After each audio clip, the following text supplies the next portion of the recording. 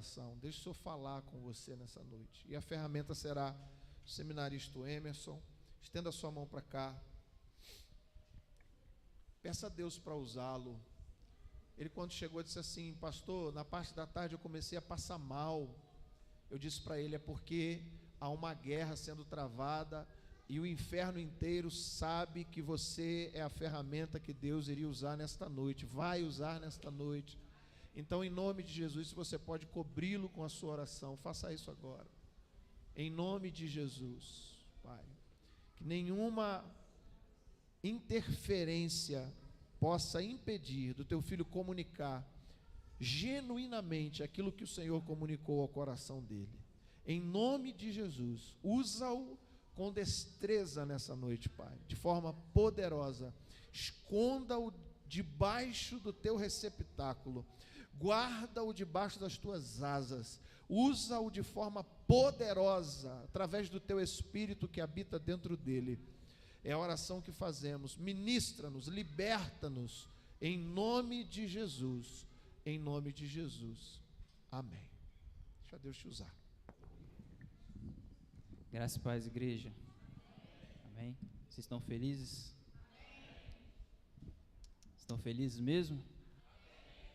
E deu uma desanimada aí no segundo, hein? Nós somos felizes, amém? Que nós temos esperança em Cristo. O Senhor me deu o tema dessa palavra hoje como destronamos Mamon quando entendemos que somos mordomos de Deus. Eu queria abrir primeiro, Mateus 6, 24.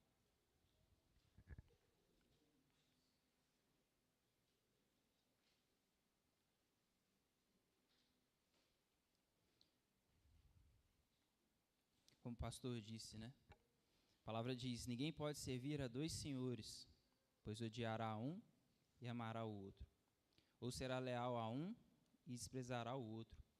Não podeis servir a Deus e a Mamon. Aquela versão ali está o dinheiro, mas o dinheiro é apenas o soldado, E aí nós escolhemos qual o espírito que nós colocamos sobre ele. E aí a gente precisa entender quem é Mamon. Você sabe quem que é? É o dinheiro, é a riqueza, é uma fruta. Eu lembro da Manu, no seminário. Mamão? Mas é um espírito, sabe? É um espírito que quer se apossar das nossas vidas. E sabe, quando a gente vai ver na Bíblia, a gente entende que esse espírito é o espírito da Babilônia. É o espírito do consumismo, É o espírito que estava lá na Torre de Babel. Sabe, começa ali. Quando os homens querem ser poderosos e começam a construir a torre. E aí eles têm a ideia, Ninguém vai nos parar. Nós vamos tocar o céu. E aí Deus olha lá de cima e... Não. E aí o que Deus faz? Deus confunde eles, Troca a língua deles. E aí eles são dispersos. Mas aí o espírito de Mamon quer copiar Deus. E aí ele pratica isso, a confusão conosco. Ele vem sobre nós nos confundindo. E aí, tudo aquilo que Deus nos dá, que Jesus nos dá, que é a paz, que é a felicidade, que é suprir as nossas necessidades, Mamon vem e... Não, isso você consegue com o dinheiro. Quem nunca teve aquela conversa, Dinheiro compra felicidade ou não compra? E aí a gente nunca chega num ponto, Não, em parte compra. Não, mas não compra. É o espírito de Mamon dizendo, Mas a nossa felicidade é Jesus. A nossa alegria na esperança, que nós vamos morar com Ele. Sabe, o dinheiro não compra isso. Sabe, o dinheiro não compra salvação. O dinheiro não compra o nosso lugar no céu. Mas o espírito de Mamon quer se apossar de nós, né? Ele quer fazer de nós um fantoche. Sabe, esse espírito vem durante a Bíblia. Mas a gente vê homens e mulheres saindo fora. Assim como Ló e Abraão, né? Ló com seus olhos enxerga o campo lindo. Não, vou por ali. Mas quem estava com os olhos em Deus era Abraão. E aí mesmo indo para o deserto, ele é próspero, ele é a bênção. Nós somos descendentes dele, amém? E o que isso tem a ver com ser mordomo, né? E a gente precisa entender algumas coisas. Primeiro, aquilo que o pastor falou aqui, né? Deus é dono de tudo.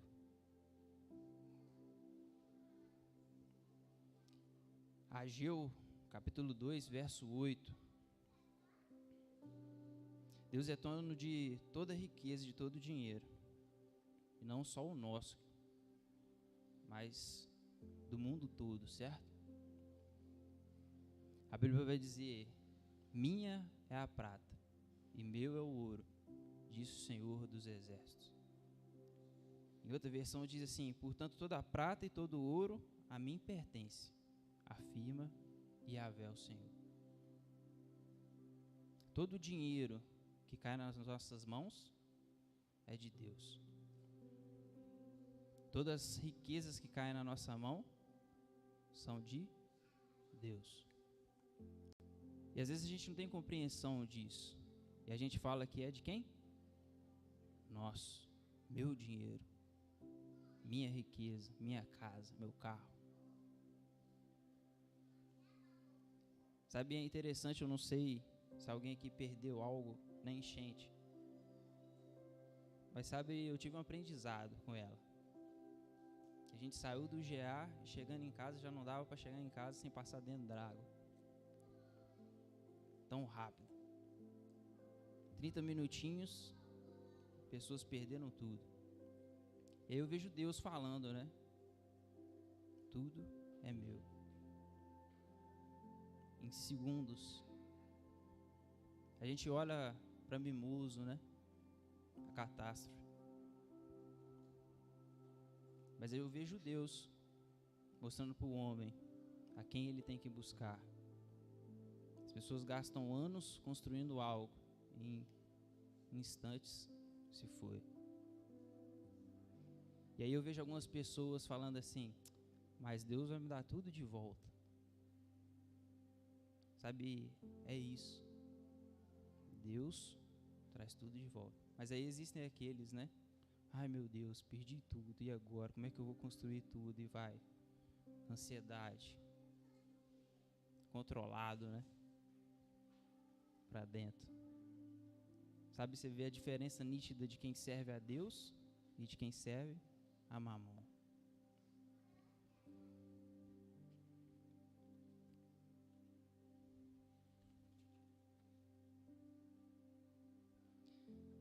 Nós temos que entender que tudo é de Deus. E Ele é o nosso Pai. Então tudo que é dele é nosso. Nós apenas usufruímos. Sabe, assim como crianças, né? A casa é do pai, mas a gente mora nela. O carro é do pai, mas a gente anda de carro.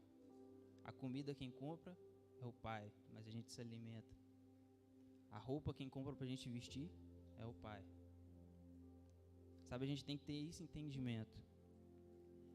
Eu acho interessante que domingo o pastor perguntou assim: de quem que é a camisa do Emerson? De 17 anos. É do Emerson. E o Emerson é de quem? É de Deus. Mas sabe, a camisa de 17 anos é de Deus. Ele apenas te emprestou. E ele tem sido tão bom mordomo que ela está durando 17 anos.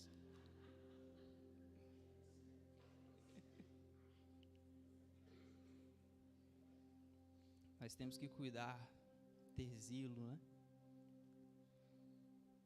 E aí, partindo disso, a gente vai para 1 Coríntios 6, versículo 19 e 20, que diz assim: acaso não sabem que o corpo de vocês é santuário do Espírito Santo, que habita em vocês, que lhes foi dado por Deus, e que vocês não são de si mesmos, vocês foram comprados por alto preço. Portanto, glorifiquem a Deus com o corpo de vocês. Nós somos mordomos até do nosso corpo, porque a Bíblia diz que o corpo é de quem? De Deus. Sabe, Deus te deu uma casa para o seu espírito. Você é mordomo dele. As semanas passadas, né, o pastor pregou e falou que a história do cavalo, né, o mensageiro e o cavalo. E a gente tem que cuidar do cavalo, né? Senão a mensagem não chega. Sabe, algo mais importante que Deus te deu para evangelizar foi o seu corpo. A principal ferramenta é para você cuidar como mordomo. Vocês estão comigo que nem o seu corpo é seu? A tamanho a importância de Deus, a grandeza de Deus. Mas aí Mamon quer te desfigurar, né? E aí vem os botox. Fica todo mundo assim. Fora aqueles que vão ser os Ken humanos, né? Os Ken brasileiro. Sabe, vai virando aberração com o próprio corpo. Porque Mamon sabe que o corpo é de Deus. E assim vai. Até as pessoas perderem a vida, como aquela menina perdeu a vida fazendo uma lipo no joelho, porque ela achava o joelho feio. Como nós estamos cuidando do nosso corpo, né? Será que nós temos sido mordomos? Se nós somos mordomos do nosso corpo, quem dirá do dinheiro? Eclesiastes 5,15 diz: o homem saiu nu do ventre de sua mãe, e como vem, assim vai. De todo o trabalho que se esforçou, nada levará consigo.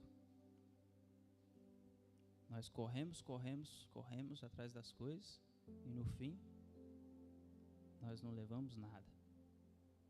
E a palavra vai dizer, né, que nós somos peregrinos.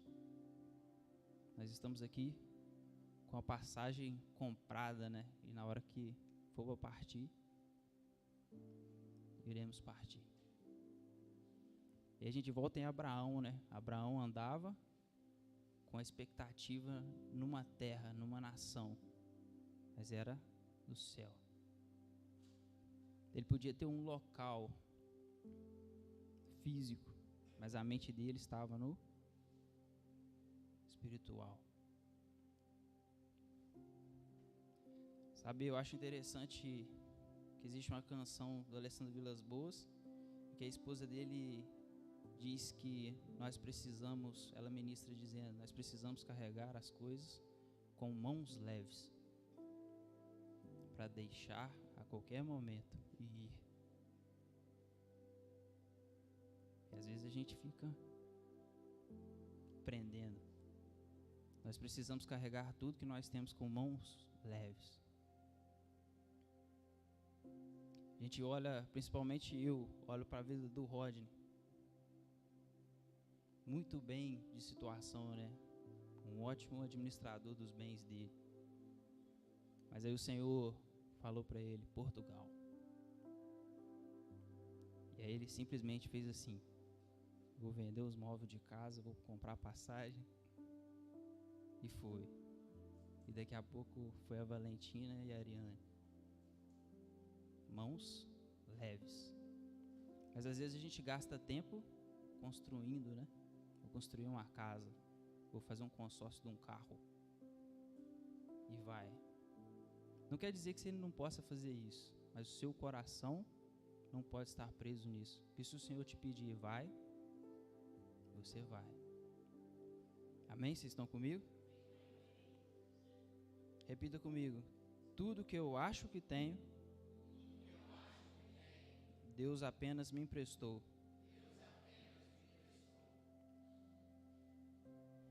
Com isso sabemos que temos em nossas mãos algo que é de Deus.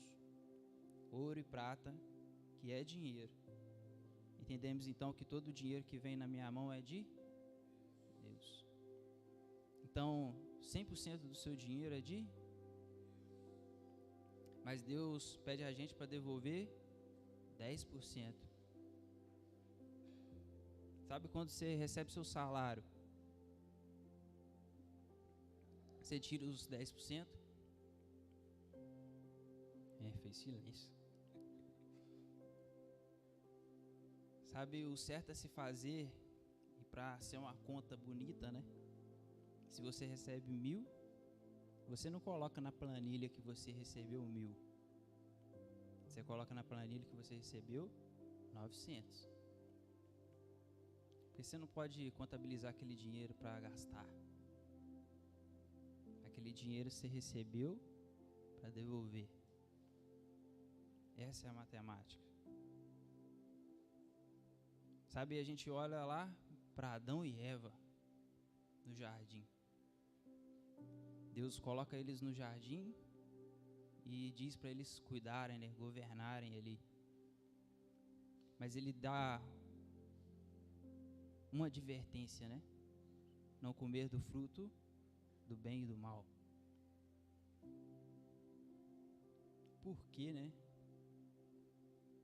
Sabe, para testar a obediência. Deus dá tudo e pede para devolver uma coisa. Deus coloca todas as frutas ali, mas ele diz para não comer de uma. Sabe, desde o princípio já está estabelecido isso. Desde o início está estabelecido. Não coma. Só que aí vem o dinheiro na nossa mão 100% e a gente gasta tudo. Tem pessoas que falam, com meu dinheiro, você come o fruto que não é para comer. E aí o que aconteceu com Adão e Eva? Eles foram castigados. E aí o que acontece quando você não devolve o dízimo? Você é castigado. Nossa, mas Deus é mau. Não, foi opção sua. Aí Mamon tem liberdade. E aí ele vai e faz o quê? Não, agora é meu. Vou fazer uma peça. Vou quebrar o carro. Vou fazer ele gastar no cartão de crédito um negócio aqui. Vou fazer ficar doente. E é assim. Mesmo castigo acontece novamente. Precisamos estar contentes com o que temos. Sabe o nosso problema? Se comparar. Ainda mais com a tecnologia, né? Com o Instagram. E aí a gente vai rolando. Nossa, fulano comprou isso. E a primeira coisa que a gente faz quando a gente compra alguma coisa, vou postar. Olha o que eu ganhei, vou postar. E as pessoas veem, poxa, fulano tem aquilo. Ah, eu quero também. Sabe, a gente está pregando aqui, e não é para ser socialista. Capitalismo é bom, amém? Mas aí fazem lá um iPhone 16. Você já tem o 15. Ninguém fala amém, ué. Você já tem o 15, mas aí você vê aí, não, lançou o outro, vou trocar o meu.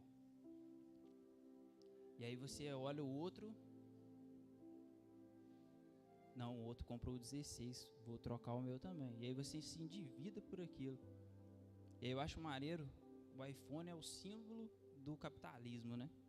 E o símbolo do iPhone é uma maçã mordida, porque Steve Jobs teve a ideia. Eles tiveram o desejo pelo fruto, então, não que era uma maçã, mas ele representou isso. Quem assistiu Steve Jobs, sabe? Sabe, é isso, o desejo. É isso que Mamon coloca no coração, né? Desejo por aquilo. Aí você fala assim, vou comprar um iPhone. Depois, quando eu pegar meu telefone e entrar no Instagram, vai estar aparecendo iPhone pra mim. Porque as vezes que eu falei, sabe, é assim, para te instigar, né, a comprar, a consumir. E a gente fica se comparando, né? Eu lembro na faculdade, todo mundo com telefone, um Androidzão, e o Wellington com Windows Phone da Nokia. Não vou trocar não preciso trocar, não estragou ainda. Falei, caraca, Windows Phone, passava aperto para fazer trabalho da faculdade. Mas sabe, não precisava, né, trocar. Mas a gente se compara. Isso gera descontentamento. E aí a gente vive na geração mais ansiosa possível.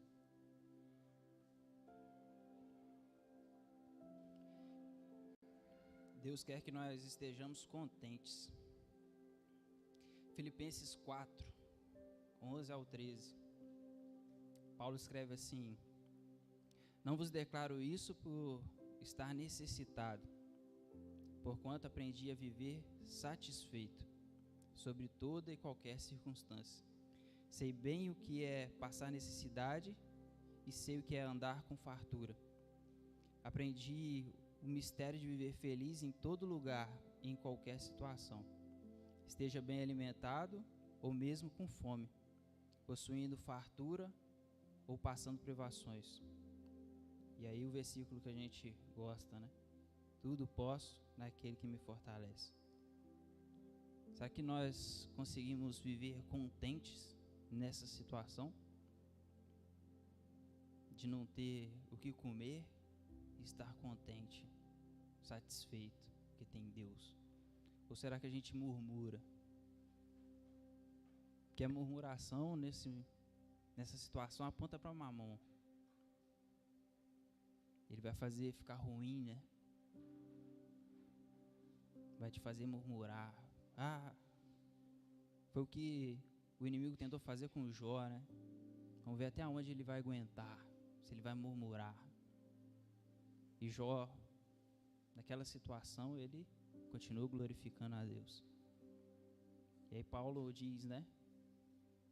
Aprendi o mistério de viver feliz em todo lugar e em qualquer situação. Nós precisamos ser contentes com o que nós temos e parar de comparar. Precisamos estar contentes porque Deus dá a cada um segundo a sua capacidade. Mateus 25, versículo 14.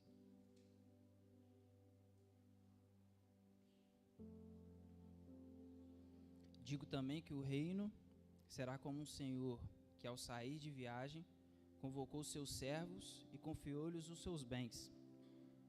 A um deu 5 talentos, a outro 2 e a outro 1 talento. A cada um conforme a capacidade pessoal. Repita comigo, capacidade pessoal. E em seguida partiu de viagem. O que havia recebido 5 talentos saiu imediatamente, investiu-os e ganhou mais 5. Da mesma forma, o que recebera 2 talentos ganhou outros 2. Entretanto, o que tinha recebido 1 talento afastou-se, cavou um buraco na terra e escondeu seu dinheiro, que o seu senhor havia confiado aos seus cuidados. Após um longo tempo, retornou o senhor daqueles servos e foi acertar contas com eles. Então o servo que recebera 5 talentos se aproximou do seu senhor e lhes entregou mais 5 talentos, informando: o senhor me confiou 5 talentos, eis aqui mais 5 talentos que ganhei. Respondeu-lhe o senhor: muito bem, servo bom e fiel. Foste fiel no pouco, muito confiarei em tuas mãos para administrar. Então, entra e participa da alegria do teu senhor. Assim também aproximou-se o que recebera 2 talentos e relatou: Senhor, 2 talentos me confiaste, trago-lhe mais 2 talentos que ganhei. O Senhor lhe disse: Muito bem, servo bom e fiel. Foste fiel no pouco, muito confiarei em tuas mãos para administrar. Entra e participa da alegria do teu senhor. Chegando finalmente o que tinha recebido apenas 1 talento, explicou: Senhor, eu te conheço. Sei que és um homem severo, que colhe onde não plantou e ajunta onde não semeou. Por isso tive receio e escondi no chão o teu talento. Aqui está, toma de volta o que te pertence. Sentenciou-lhe, porém, o Senhor: servo mau e negligente. Sabias que colho onde não plantei e ajunto onde não semeei. Então, por isso, ao menos devias ter investido meu talento com os banqueiros, para que quando eu retornasse, o recebesse de volta mais os juros. Sendo assim, tirai dele o talento que lhe confiei e dai-o ao servo que agora está com 10 talentos. Pois a quem tem, mais lhe será confiado, e possuirá em abundância. O verso 15 diz: a um deu 5 talentos, a outro 2, a outro 1 talento, e cada um conforme a sua capacidade pessoal. Sabe, Deus sabe da nossa capacidade. E aí a gente é instigado por Mamon, né? A sempre querer mais. Nunca está bom, a gente nunca está contente. Mas Deus dá segundo a nossa capacidade. Sabe, às vezes a gente ouve muitos pregadores dizendo de talento como dom. Você recebeu tais dons, você tem que multiplicar eles, você tem que usar eles, você pode deixar eles escondidos. Outros pregam sobre almas, né? Mas esses talentos é dinheiro, e muito dinheiro. Sabe, 1 talento é igual a 20 anos de trabalho de uma pessoa comum. 20 anos de trabalho. E eu gosto de número, né? É aproximadamente 340 mil reais cada talento desse. Estava falando de dinheiro. Sabe, então a gente lê que um recebeu 1.700.000, o outro recebeu 700 mil e o último 340 mil. Está falando sobre dinheiro. Sabe, um dobrou isso. Os 2, né, dobraram, mas o último escondeu. Sabe, trazendo para a nossa realidade, para o nosso Senhor. O Senhor dessa parábola, ele queria lucro. Mas trazendo para a nossa realidade, quando Deus nos dá dinheiro, o que ele quer em troca? Almas. Vocês estão comigo? Como assim Deus vai me dar dinheiro e eu vou ter que retornar isso em almas? É isso aí mesmo. Seu dinheiro está servindo para quê? Ele talvez está como um soldado de Mamon, né? Para coisas. Mas é para servir com o Espírito de Deus sobre ele.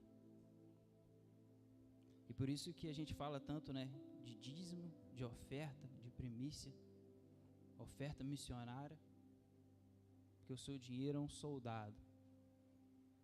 E Deus quer que esse dinheiro gere almas. Sabe, quando a gente dizima aqui, é para ter um espaço, né? É para manter a casa pastoral, é para manter isso aqui ligado.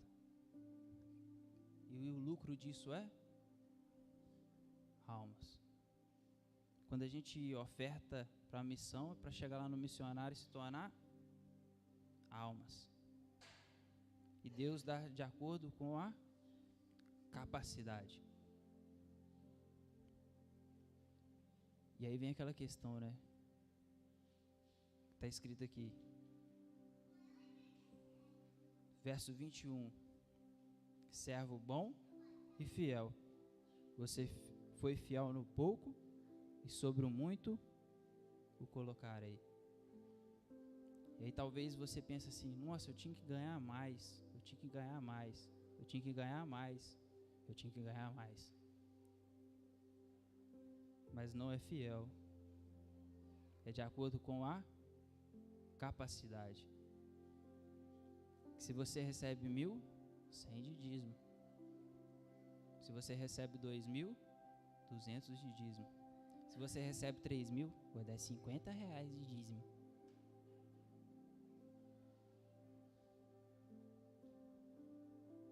Sabe, é assim. Nossa, mas agora eu estou recebendo 10.000. Nossa, mas eu vou dar R$1.000 para a igreja. Não é da igreja, cara. É o que você tem que devolver para Deus. Não é seu. Vocês estão comigo?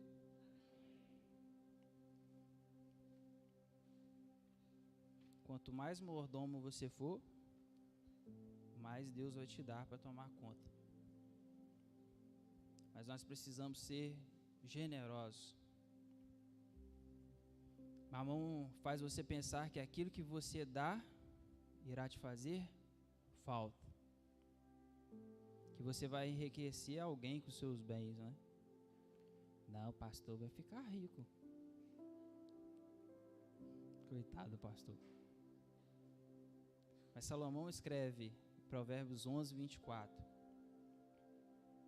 Quem dá com generosidade, vê suas riquezas se multiplicarem. Outros preferem reter o que deveriam ofertar e caem na pobreza. O generoso sempre prosperará. Quem oferece ajuda ao necessitado, conforto receberá. Bem óbvio, né? Uma lógica. Faz isso, você recebe isso. Deixa de fazer, deixa de receber. Sabe, eu ouvi uma história interessante. William Colgate, em português, né? Que é Colgate. Da Colgate mesmo. Talvez antes de vir pra cá você escovou os seus dentes com um creme dental da Colgate.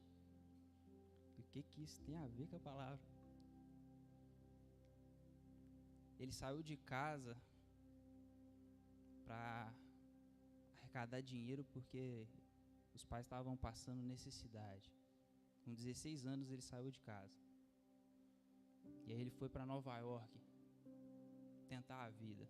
Sabe, no caminho ele encontra um senhor que diz algo para ele assim: alguém será brevemente o primeiro fabricante de sabão em Nova York. O principal, quer dizer.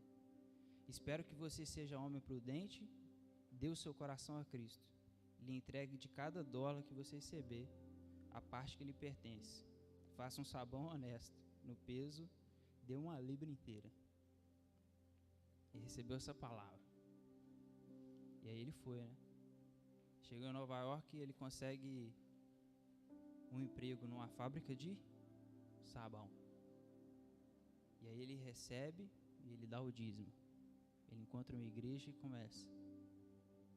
E aí o patrão dele vê nele capacidade. Que ele era bom.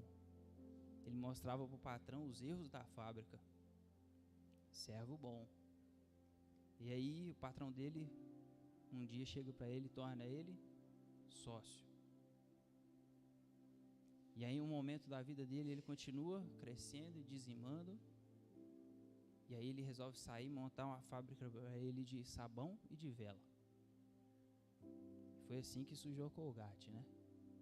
E aí ele vai crescendo, começa a produzir outros produtos de higiene, vai crescendo. E aí ele começa a fazer algo diferente. Ele pede para o contador fazer a conta do Senhor. E aí ele começa a dar 10% do lucro da empresa, 20% do lucro da empresa, 30% do lucro da empresa, 40% do lucro da empresa, 50%. E algumas pessoas vão dizer que no final ele estava vivendo com 3% do lucro da Colgate e dando 97%. Generosidade. Sabe, ele não ficou preso nos 10%. Ele foi além. Sabe, hoje a gente senta de frente à Netflix e assiste The Chosen. Mas sabe, por trás da série The Chosen, existe uma família que está dando 50% de todo o lucro do comércio deles, uma rede americana. Para aquilo acontecer, para alcançar 600 idiomas, eles estão ofertando isso.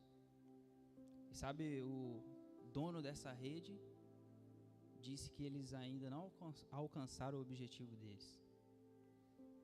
Porque a avó deles estava em Azusa e ela saiu de lá, uma pastora missionária. E ela teve 7 filhos. E ela fez eles virarem pastores ou missionários. Mas um deles escapou, que é o que fundou a rede. Ele virou um empresário. E a meta dele é ser como a avó dele. Porque ela ganhava uma roupa e ela queria saber o valor daquela roupa para poder dizimar. Ela recebia 2 roupas, ela dava uma para alguém. E aí ele quer ser como ela e ele não sabe como conseguir. Sabe, generosidade. E é assim que a gente é evangelizado, né, por uma série. Sabe, o alcance do dinheiro, porque o Mamon não se apoderou deles. Mamon não se apoderou daquela senhora. E ela foi generosa. Eles têm sido generosos. E agora, quando você for escovar os seus dentes com a Colgate, lembre que ele dava 97% do lucro.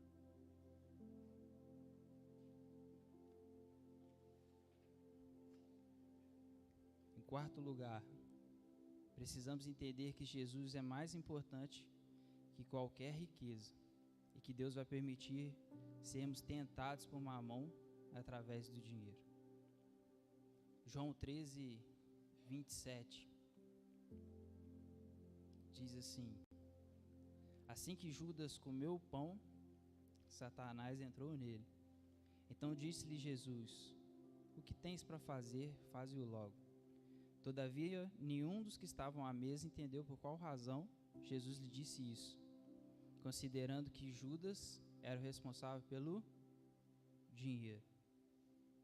Alguns pensavam que Jesus havia dito: compre o necessário para a festa.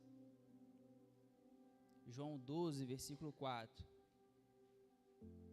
diz assim: mas um de seus discípulos, Judas Iscariote, filho de Simão, que mais tarde iria traí-lo, objetou: por que este bálsamo perfumado não foi vendido por 300 denários e dado aos pobres? Ele não disse isso porque se importava com os pobres, mas porque era ladrão. Sendo responsável pela bolsa de dinheiro, frequentemente tirava o que nela era depositado.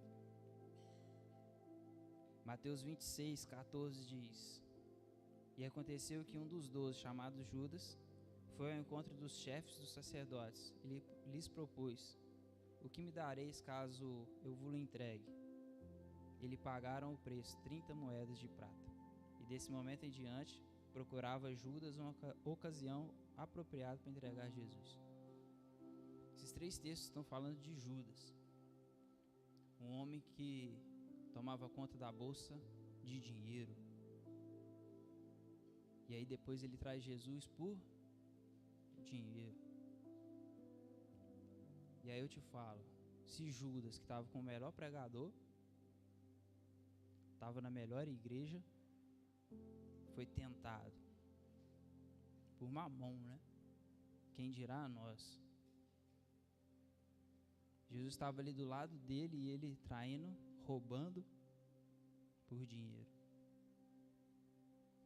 Mamão realmente é um senhor, porque ele roubou o coração de Judas. Sabe, nós vamos ser sim tentados pelo dinheiro, melhor, por esse espírito, né? Que o dinheiro é um soldado. Nós vamos ser tentados sim, mas nós temos que ter a consciência que o nosso coração é em Cristo.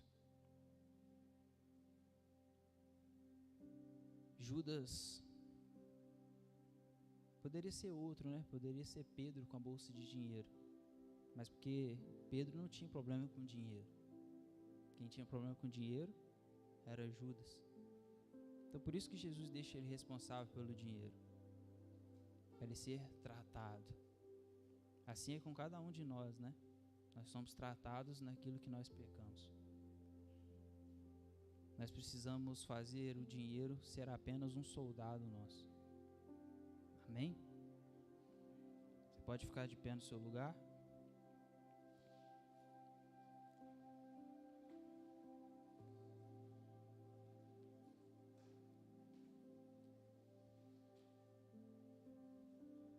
Eu queria pedir você que quer ser um mordomo de Deus, que quer ser generoso, que você viesse aqui na frente, mostrando para o mundo espiritual que você quer mudança, que você quer que o dinheiro seja apenas um soldado nas suas mãos.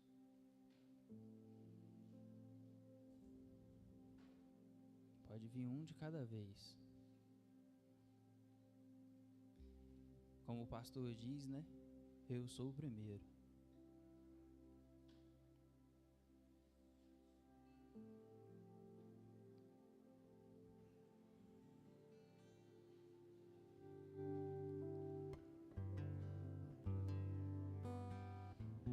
Você que está com a sua oferta, com o seu dízimo, com a sua primícia,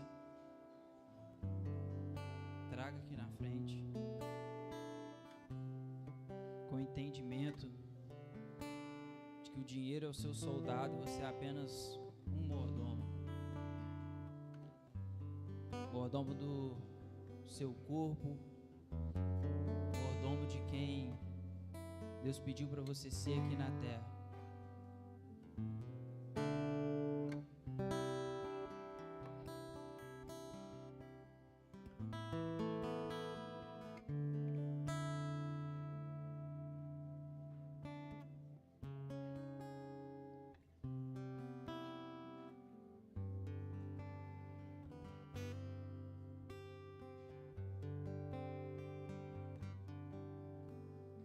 Agrada-te do Senhor.